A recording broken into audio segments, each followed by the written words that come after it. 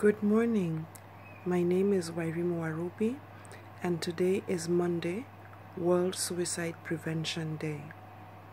I am the host of this page and a closed Facebook group page called Lady Boss, where we discuss mental illness and we create awareness to support people, especially of Black, Asian, and ethnic minorities, on the journeys and information for carers. I am also the host of Anchor FM / Lady Boss, a podcast that is set to discuss issues of mental health, infertility, emotional trauma, and you can access it, and I'm sure I will leave the links at the bottom. As a Christian, one of the greatest challenges I had to face is when I started having suicidal thoughts. This came after a period of almost 2 years of emotional trauma. I had stress at work as a result of the changing portrait of mental health services. I was managing one team, and within 3 months, I ended up managing 3 teams that whittled down to 2, but with the same number of staff and the needs of social care and the NHS. In 2013, on my 9th visit to A&E, I had a nervous breakdown. I couldn't take it all because earlier in 2012, I found out I could not have children. I had gone into early menopause, and there was a cancer scare where I ended up having 3 minor procedures, but one was under general anesthesia. I was later diagnosed with fibromyalgia. So this is also to educate you on fibromyalgia, which is a central nervous disorder that is triggered by stress, emotional trauma, abuse, sometimes no reason at all, and there are no cures for any of our pains. These pains come with physical pain, muscles, tendons, bones, joints, and it sometimes comes from the top of your neck to the bottom of your feet. I started thinking about dying or taking my own life because I could no longer be the person that I was. The physical pain meant that my mobility went down from 100% to 50%, and by the time I stopped working in 2016, it was almost at 20%.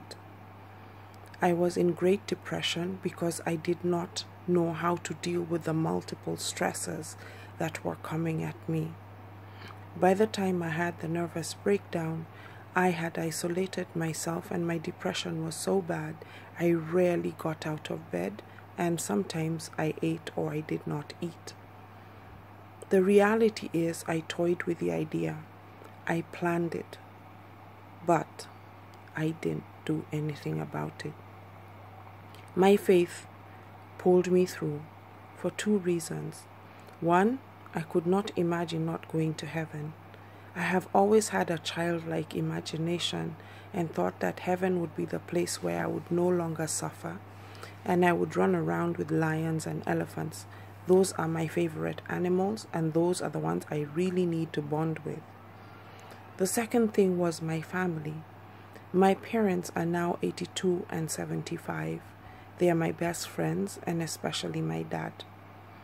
The thought of them getting the news that I had died in my house, or as I had planned to jump in front of a train outside Feltham train station, would have destroyed them. And on that decision, I picked up the phone and I called Samaritans.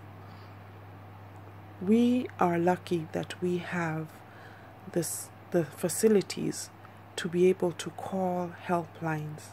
Had it not been Samaritans, I don't know whether I would have been here.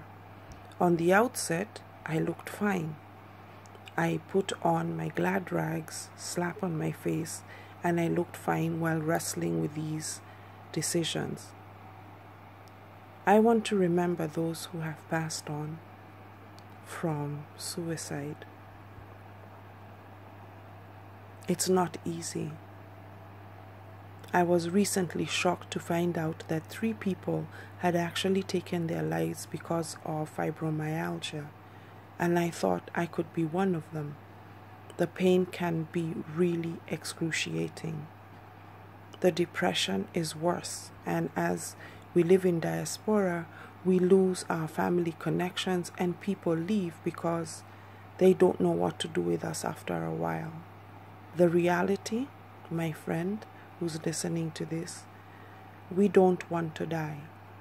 We just want the pain to go away. So be kind, be considerate. Listen to what your friends are saying. Watch their Facebook pages because I pick up patterns. The reality, sometimes people will always be telling you what they're planning to do, and there should be preventative measures in place as friends and as family. Today, the suicide rates against young people are just getting higher and higher. We need to change. We need to care. We need to look out for each other. So on this day, I just wanted to let you know, we don't choose to take our lives. We just cannot deal with the pain anymore. Have a great day. God bless.